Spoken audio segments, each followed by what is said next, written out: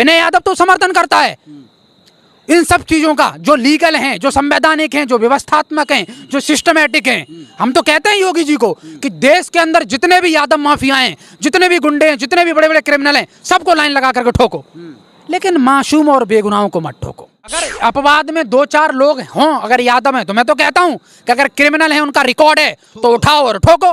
मैं तो खुलेआम यादवों को ठोको। यादव जो क्रिमिनल है, जो गुंडा है, जो माफिया है, जो आतंकवादियों के साथ मिला है, चाहे कोई भी यादव हो, सरेआम उसको ठोको। चौराहे पर देश के अंदर पिछले 5 से 7 सालों में एक ट्रेंड चल गया है, यादव देखो ठोको, यादव को जहां देखो वहां ठोको, यादव को जहां देखो वहां जेसीबी चलाओ। यादव ठोको नीति इस देश में लागू कर देनी चाहिए। आप ऐसी बात क्यों बोल रहे हैं? आपको ऐसा नहीं लगता है कि तिवारियों के ऊपर, ठाकुरों के ऊपर, हालांकि जात की बात नहीं करना चाहिए, विशेष करके खास करके ये हम लोगों के लिए है, जाति विशेष बात नहीं करना चाहिए। क्या जिस हिसाब से आप यादव की बात कर रहे हैं, उस हिसाब से और किसी बिरादरी के ऊपर प्रदेश में कार्रवाई नहीं हुई है?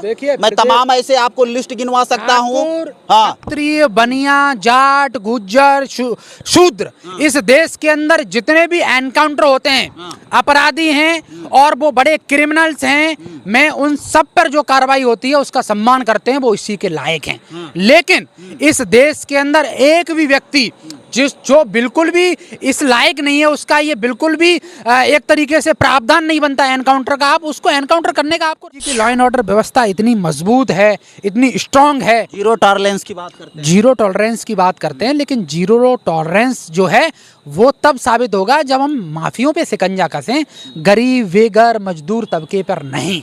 राजनीतिक सिर्फ रोटी और वोट बैंक के लिए नहीं।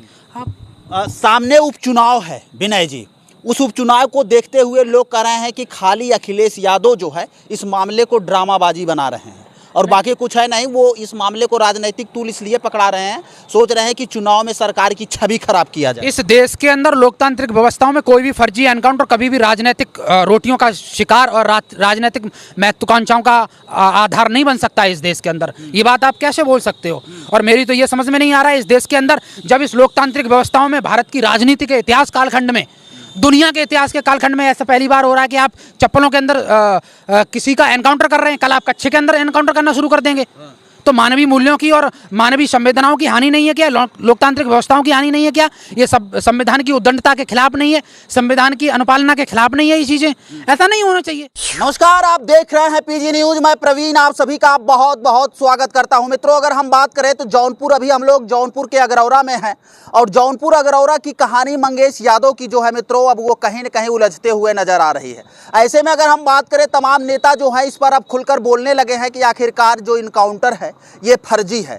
बहुत सारे लोग बता रहे हैं कि ये इनकाउंटर जो है वो सही हुआ है, लेकिन कुछ लोग इसे फर्जी साबित करने के लिए लगे हुए हैं। ऐसे में अगर हम बात करें तो पार्लियामेंट में लगातार आवाज़ उठाने वाले, तमाम यूथ की आवाज़ बनने वाले हमारे साथ मित्रों, अगर हम बात करें तो इस समय विनय जी हैं।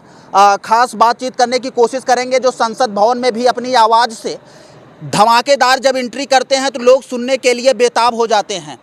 अगर हम बात करें तो पार्लियामेंट के जितने भी सदस्य होते हैं, तालियों की गड़गड़ाहट से इनका उत्साहवर्धन करते हैं, लेकिन आज इस मामले में ये जौनपुर आ चुके हैं मंगेश के मामले में। सर, बहुत बहुत स्वागत है आपका पीजी न्यूज़ में।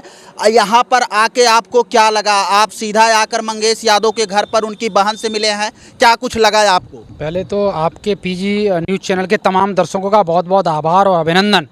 जौनपुर आने का हमारा औचित्य मंगेश यादव के परिवारजनों से मिलना और उनका हालचाल लेना, क्योंकि जिस तरीके से परिवारवाद की, मैं समझता हूं कि उत्तर प्रदेश की राजनीति में यादवों को देखो और ठोको, यादवों की सर्जिकल स्ट्राइक कैसे करना है, इसको लेकर के एक बहुत बड़ा अभियान छिड़ा हुआ है। मैं समझता हूं कि ये लोकतंत्र के लिए, संविधान के लिए कहीं न कहीं खतरा है। ये आप कह रहे हैं विनय जी यादवों को ठोको, कि ये सरकार कह रही है यादवों को ठोको? सरकार तो कहती है सबका साथ सबका विकास, सभी के साथ समान भाव कर रही है। अपराधियों को ठोकने का काम किया जा रहा है, अपराधियों को उत्तर प्रदेश से सफाया किया जा रहा है। आप कह रहे हैं यादवों को केवल टारगेट कर रहे हैं, आप ये कैसे कह सकते हैं? सबके साथ सबके के विकास में यादव बहुत पीछे छूट चुका है। हाँ। अगर यादव पीछे न छूटता तो जातिगत आधार पर मंगेश यादव का इस तरीके से बर्बरतापूर्ण तरीके से एनकाउंटर कदापि ना होता। ये बड़े शर्मनाक बात है और इससे बड़े दुर्भाग्य की बात हो नहीं सकती है कि देश के राजनीतिक के इतिहास के कालखंड में, लोकतंत्र के इतिहास के कालखंड में पहली बार ऐसा एनकाउंटर हुआ है। पूरी तरीके से फर्जी एनकाउंटर है। जातिगत आधार पर एक मंगेश यादव को किस तरीके से वांटेड दिखा करके, घोषित करके, माफिया घोषित करके इस तरीके से उसका एनकाउंटर किया गया, बहुत शर्मनाक है। इससे ज्यादा और शर्मनाक नहीं हो सकता। विनय सर, ये आप कह रहे हैं फर्जी हुआ है, लेकिन अगर पुलिस बयान की बात करें, डीआईजी साहब इस मामले की सबसे बड़ी कॉन्फ्रेंस करते हैं, उत्तर प्रदेश की सबसे बड़ी कॉन्फ्रेंस की जाती है और आपको बता दें कि उसमें साफ तौर से ये बताया जाता है कि जो वो 5 लुटेरे हाथ में पिस्टल लहराते हुए दुकान में घुसे थे उसमें एक मंगेश था और आप कह रहे हैं कि मंगेश का फर्जी मंगेश चोरी में संलिप्त था या न था, ये जांच का विषय है। लेकिन मंगेश यादव इतना बड़ा क्रिमिनल नहीं था कि आपको लोअर टी शर्ट में और स्लीपर में जाकर के उसका एनकाउंटर करना पड़ा। मंगेश यादव अगर गुनहगार था, दोषी था, वो कहीं न कहीं क्रिमिनल था, उसका जो भी रिकॉर्ड था उसके आधार पर जो भी सजा का प्रावधान बनता आप उसको देते। लेकिन आनन फानन में ऐसी आपको क्या आन पड़ी कि आप उसका एनकाउंटर कर देते हैं? पुलिस के ऊपर जवाबी कार्रवाई कर रहा था, पुलिस के ऊपर गोलियां चला रहा था, इसलिए पुलिस जवाबी कार्रवाई में मुठभेड़ में मार कर ढेर कर दी है। एनकाउंटर बहुत बड़ी जांच का विषय है और मैंने वहां से भी इस बात को बोला और जौनपुर की धरती से भी मैं इस बात को कह रहा हूं कि इस पूरे प्रकरण की सीबीआई जांच कराने की आज आवश्यकता है। जिस तरीके से पूरे देश और दुनिया की निगाह इस पूरे प्रकरण पे है, मेरी तो ये समझ में नहीं आता है, अगर वो इतना बड़ा माफिया था, इतना बड़ा क्रिमिनल था, इतना बड़ा दोषी था, इतना बड़ा आरोपी था, तो आप स्लीपर में उसका एनकाउंटर कर रहे हो और आप कह रहे हो कि हमारी डायरेक्ट मुठभेड़ हुई है। तो भाई मुठभेड़ में या तो दो ही चीज़ें हो सकती हैं, या तो आपका उससे भय नहीं था, अगर भय नहीं था जाहिर सी बात है कि आप उससे बिल्कुल भी डरते नहीं थे, इसका मतलब कोई बड़ा गुनहगार नहीं था, बड़ा आरोपी नहीं था। मैं किसी का पक्षधर नहीं हूँ, लेकिन ये बात मानवीय मूल्यों की, लोकतंत्र की और संवैधानिक व्यवस्था की है, लॉ एंड ऑर्डर की व्यवस्था है कि एक व्यक्ति जिस पर 2-4 मुकदमे हैं, आप रातों रात उस पर गैंगस्टर लगा करके, वो कोई जिला बदर नहीं था, उसने कोई मर्डर नहीं किए थे, वो कोई आईएसआईएस का एजेंट नहीं था, उसका संबंध कोई पाकिस्तान से नहीं था, उसका संबंध कोई दाऊद की गैंग से नहीं था, फिर आप एक रात में उसको इतना बड़ा क्रिमिनल बना करके उसका एनकाउंटर कर देते हो सिर्फ और सिर्फ राजनीतिक रोटियां सेकने के, वोट बैंक की पॉलिसी को अपनाने के लिए। इससे ज़्यादा दुर्भाग्य कुछ नहीं हो सकता। और क्या दुर्भाग्य हो सकता है? इस देश के अंदर पिछले 5 से 7 सालों में एक ट्रेंड चल गया है, यादव देखो ठोको, यादव को जहां देखो वहां ठोको, यादव को जहां देखो वहां जेसीबी चलाओ, यादव ठोको नीति इस देश में लागू कर देनी चाहिए। आप ऐसी बात क्यों बोल रहे हैं? आपको ऐसा नहीं लगता है कि तिवारियों के ऊपर, ठाकुरों के ऊपर, हालांकि जात की बात नहीं करना चाहिए, विशेष करके खास करके ये हम लोगों के लिए है, जाति विशेष बात नहीं करना चाहिए। क्या जिस हिसाब से आप यादव की बात कर रहे हैं उस हिसाब से और किसी बिरादरी के ऊपर प्रदेश में कार्रवाई नहीं हुई है? मैं तमाम ऐसे आपको लिस्ट गिनवा सकता हूँ। हाँ, क्षत्रिय, बनिया, जाट, गुज्जर, शूद्र, इस देश के अंदर जितने भी एनकाउंटर होते हैं, अपराधी हैं और वो बड़े क्रिमिनल्स हैं, मैं उन सब पर जो कार्रवाई होती है उसका सम्मान करते हैं, वो इसी के लायक हैं।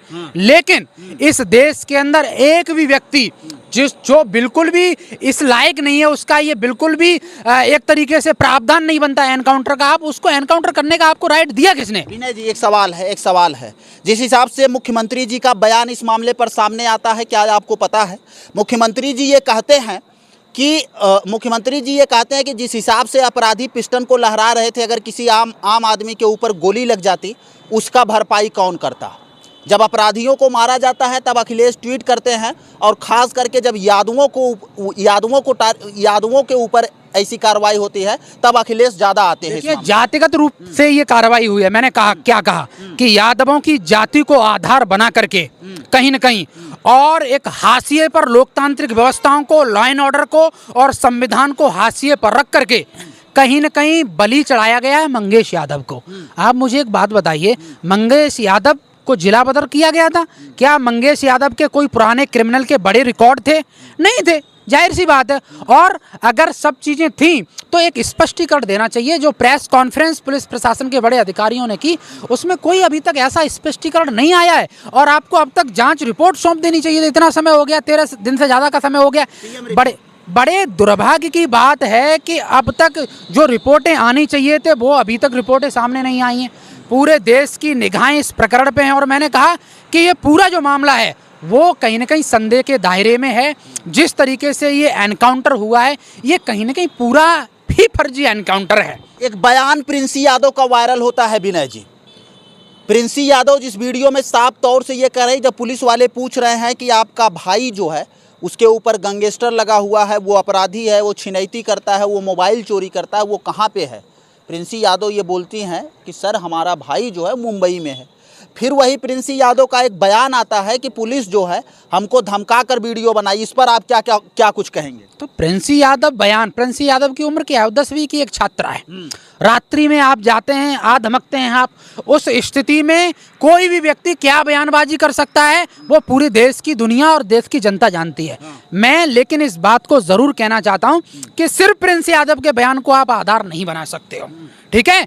इसमें अलग अलग मापदंडों से सारी चीजों की, सारे स्टेटमेंट की शिनाख्त होनी चाहिए कि पुलिस कितना सच बोल रही है, प्रिंसी यादव कितना सच बोल रही है, पुलिस कितना झूठ बोल रही है, मंगेश यादव के घर वाले कितना सच बोल रहे हैं। ये तो सच की जो सुइयां अभी तो घूम रही है ना, सब संदेह के दायरे में। इसीलिए मैं कहता हूं इस पूरे प्रकरण की सीबीआई जांच करा करके और इस पर एक कमेटी बिठा करके निष्पक्षता को इसमें आधार बना करके इस पर कार्रवाई कराने की आवश्यकता है। राजनीतिक आधार पर आप जितना इसको रंग देंगे उतनी चीज़ें लोकतांत्रिक व्यवस्थाओं के लिए, संविधान के लिए, लॉ एंड ऑर्डर के लिए खतरनाक है। मैं इस बात को कहना चाहता हूँ और इसी बात को मैंने इस बात को वहाँ भी कहा। जिस हिसाब से आप कहते हैं कि इस मामले की सीबीआई जांच होना चाहिए, जिस मामले को उत्तर प्रदेश के डीआईजी साहब आके कॉन्फ्रेंस करके सारी चीज़ें क्लियर कर देते हैं, क्या लगता है आपको इस मामले की सीबीआई जांच हो सकती है? सारी चीज़ें क्लियर हो गई हैं तो अब तक रिपोर्ट और अब तक स्टेटमेंट आ जाता। फिर ऐसा नहीं होता कभी भी। देखो, लोकतांत्रिक व्यवस्थाओं में पुलिस प्रशासन के भी अपनी स्वायत्तता के प्रावधान है। स्वायत्तता का प्रावधान यह है कि कोई व्यक्ति गैंगस्टर है, बड़ा आरोपी है, बड़ा दोषी है और उससे अगर मुठभेड़ होती है तो पुलिस को यह प्रावधान होता है कि वो एनकाउंटर कर सकता है। लेकिन नॉर्मल जो क्रिमिनल रिकॉर्ड्स होते हैं उसमें इस तरीके का कोई प्रावधान नहीं है, ठीक है? तो आप जबरदस्ती अगर उस पर 50 से ज़्यादा 100 मुकदमे लगा करके उसको इस तरीके से माफिया प्रेजेंट करेंगे। मैंने कहा ना कि 5 साल में इस देश के अंदर यादवों को जहां पाओ वहां गोली मारो, यादवों को जहां पाओ वहां ठोको। इस देश के अंदर ट्रेंड चल पड़ा है, यादव है तो माफिया, यादव है तो गैंगस्टर, यादव है तो कोई बड़ा स्मगलर होगा, यादव होगा तो कोई बड़ा माफिया होगा। इस तरीके की छवि बनाने का प्रयास किया जा रहा है, राजनीतिक रंग देने का प्रयास किया। ये दुर्भाग्यपूर्ण है, नहीं होना चाहिए इस तरीके की हरकतें। भाई, जितने भी आरोपी थे आप सब आरोपियों को पकड़ करके एक कोर्ट का हमारे यहाँ एक पूरा प्रोसीजर है, एक ट्रायल चलता है ना। आपको आनंद फानन में ऐसे क्या, मतलब आपको ज़्यादा स्टार बढ़वाने की ज़्यादा आप ज़रूरत थी। अब मैं एक ठाकुर जी का बयान कोट कर रहा हूँ, पूर्व IPS रहे हैं। उन्होंने कहा है कि इस तरीके के जो एनकाउंटर होने लगे अब इसमें कहीं ना कहीं पैसों की संलिप्तता भी देख जाए। हालांकि ये इसके पीछे कितनी हकीकत है मैं उसका स्पष्टीकरण नहीं दे पाऊंगा, लेकिन अगर ये बातें सही हैं तो ये बड़ा ही क्या बयान है पूर्व IPS साहब का? क्या बयान है, क्या कर रहे हैं? देखिए, उनका मानना यह है कि इस तरीके का जो उन्होंने जो स्टेटमेंट दिया है कि आजकल एनकाउंटर में जैसे कमर से ऊपर गोली आप मारते हैं तो उसमें 8 लाख मिलता है, 10 लाख मिलता है, कमर से नीचे पैर में गोली मारते हैं तो 3 लाख मिलता है, 4 लाख मिलता है। अच्छा, वो फ्राई वाली, अंडा फ्राई वाली वही तो हाफ फ्राई, फुल फ्राई का जो सिस्टम है, मैं देखो चाहता हूं कि मैं इस देश के अंदर किसी भी क्रिमिनल का समर्थन नहीं करता।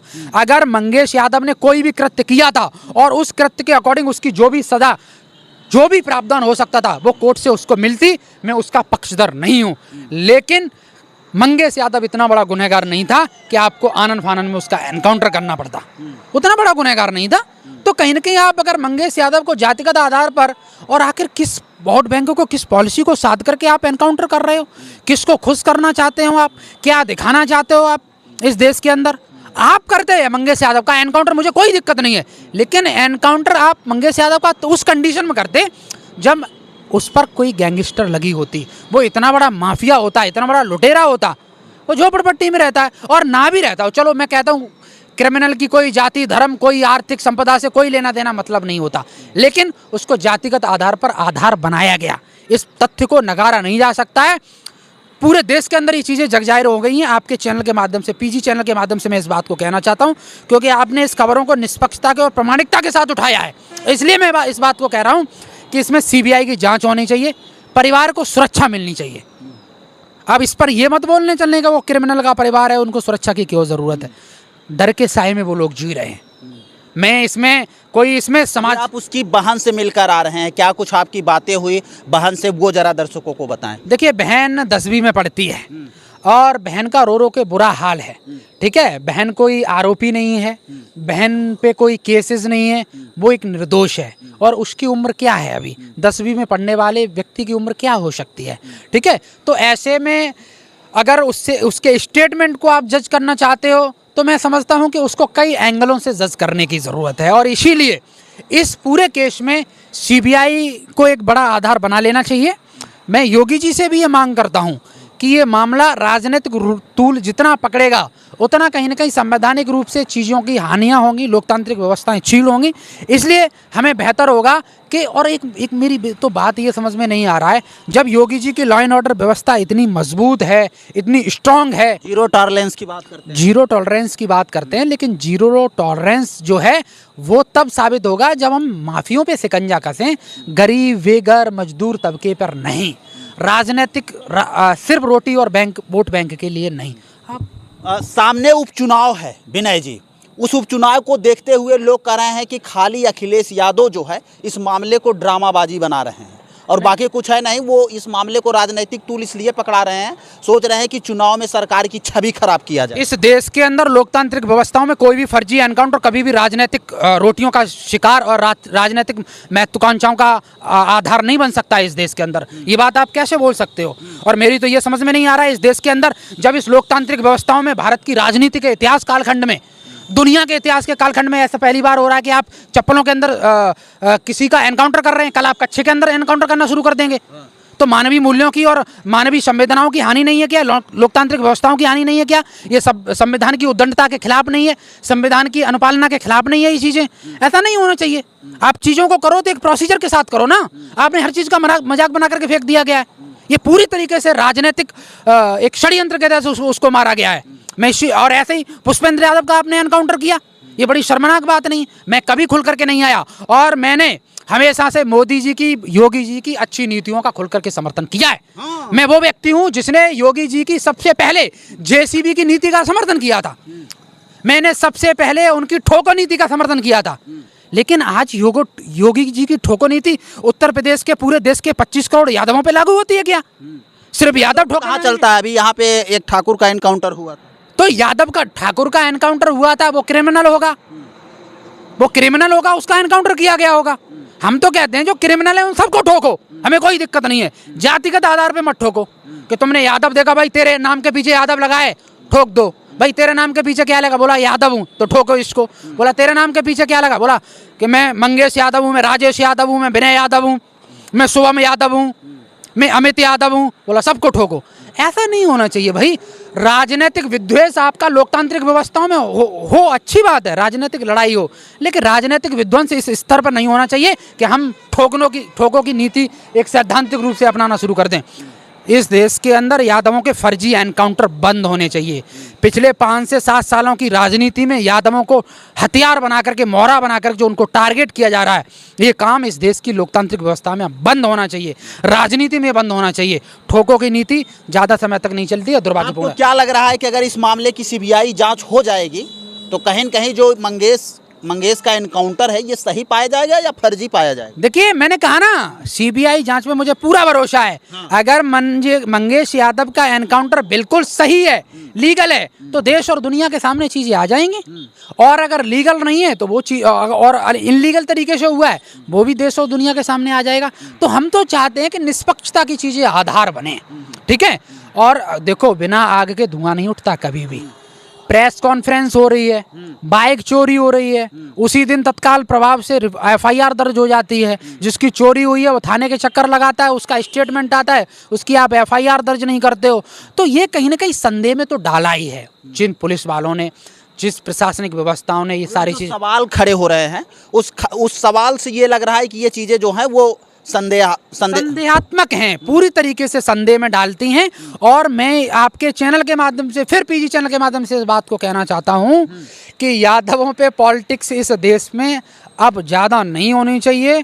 यादवों को डायरेक्ट टारगेट अब ज़्यादा नहीं किए जाना चाहिए। ये दुर्भाग्यपूर्ण है। देखिए, यादव सैद्धांतिक है, यादव सबका सम्मान करता है। हमने कहा कि इस देश में क्षत्रिय, बनिया, ठाकुर, गुज्जर सबका हम सम्मान सबका सम्मान करता है। वो कहते हैं कि सबसे ज्यादा सपा में जो है वो गुंडे यही पालते हैं। नहीं तो अगर अपवाद में 2-4 लोग हों, अगर यादव हैं, तो मैं तो कहता हूं कि अगर क्रिमिनल है, उनका रिकॉर्ड है, तो उठाओ और ठोको। मैं तो खुले यादवों को ठोको। यादव जो क्रिमिनल है, जो गुंडा है, जो माफिया है, जो आतंकवादियों के साथ मिला है, चाहे कोई भी यादव हो, सरेआम उसको ठोको, चौराहे पे ठोको। लेकिन मासूम है, बेगुनाह है, उसको जातिगत आधार बना करके और वोट बैंक की राजनीति चमकाने के लिए उसका फर्जी एनकाउंटर मत करो।